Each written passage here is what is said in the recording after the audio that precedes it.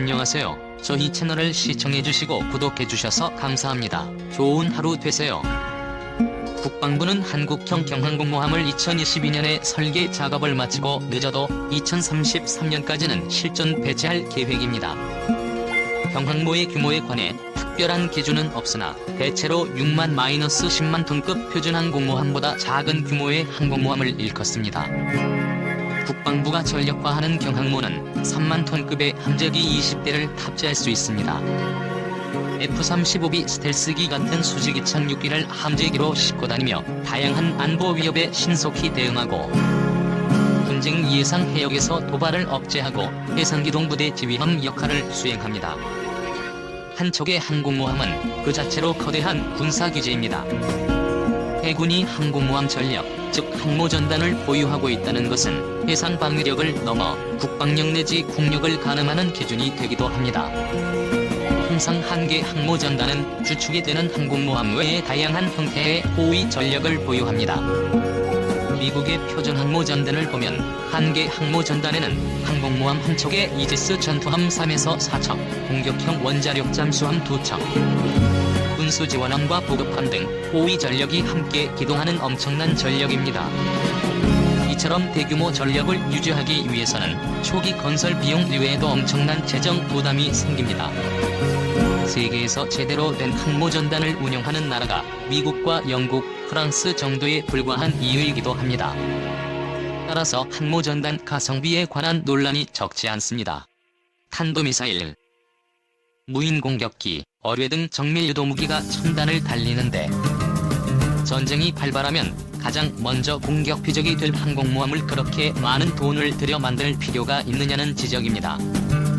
다수의 해군 전략가는 항모 시대의 폐막을 예고하기도 합니다. 그럼에도 해양대국을 지향하는 강대국들이 항모 전력을 포기하기는커녕 오히려 증강 움직임을 보이는 것은 그래도 항공모함이 원거리 해상 전력 확보에 유효하다는 판단 때문입니다. 최근 미 해군은 우리가 구상하는 경항모와 유사한 함정을 상륙강습함이라는 이름으로 운영하고 있습니다. 2014년 처음 취역한 45,000톤 아메리카급 AAS함을 개조해 2019년부터 번개항모라는 이름으로 실전 운용 능력을 시험하고 있습니다. 번개항모에는 F-35B 12대와 소수의 해상작전 헬기가 탑재됩니다. 건조, 운용 비용과 전력 측면에서 슈퍼항모 한 척은 번개항모 4척과 맞먹는 습니다. 그런데 번개항모에는 총 56대의 F-35B 스텔스기를 함재기로 쓸 수 있어 4개의 다른 분쟁 지역에 동시 투입이 가능한 전술적 강점도 있습니다. 하지만 부정적인 측면도 있습니다.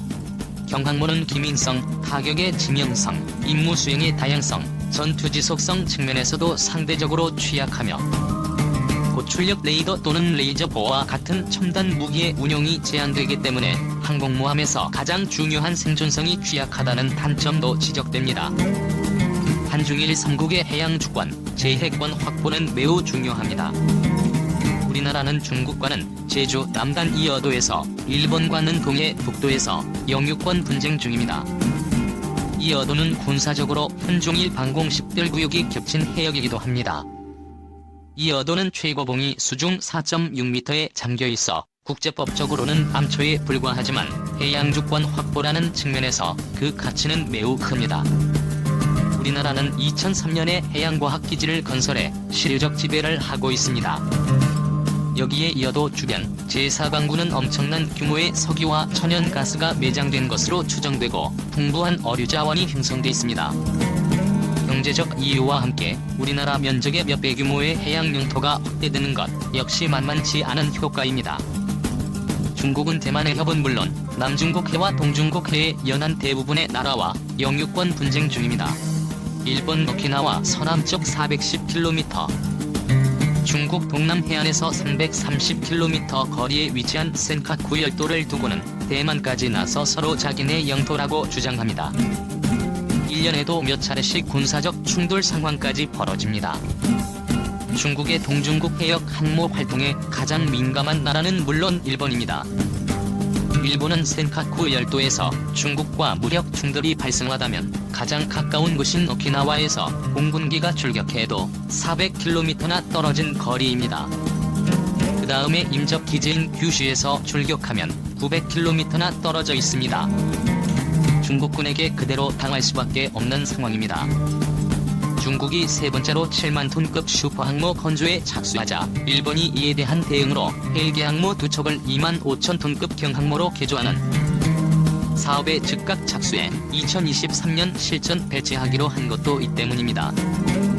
경항모의 필요성을 강조하는 측에서는 경항모는 북한의 위협에도 효과적인 무기체계입니다. 북한이 개전 초기에 신형 미사일과 방사포로 집중 공격해오는 경우 이동식 비행장으로서 지상기지의 취약점을 보완할 수 있는 유효한 수단입니다. 미국과 중국의 해양 패권 경쟁이 치열한 상황에서 해상교통로의 안전성을 확보하는 최선의 수단이라고입니다. 지난 2월 4일에 개최된 한 세미나에서는 경항모 건설이 국가안보 확립과 경제성장, 첨단 핵심 기술 개발에 기여할 수 있는 국방 뉴딜 정책이며 국내 개발을 전제로 경제적 파급 효과는 약 35조 8천억 원에 달한다는 발표까지 나왔습니다. 실제 일본과 영유권 분쟁을 겪고 있는 독도는 우리나라 동해에서 244km, 중국과 분쟁 중인 이어도는 우리 영토 최남단에서 149km 떨어져 있습니다.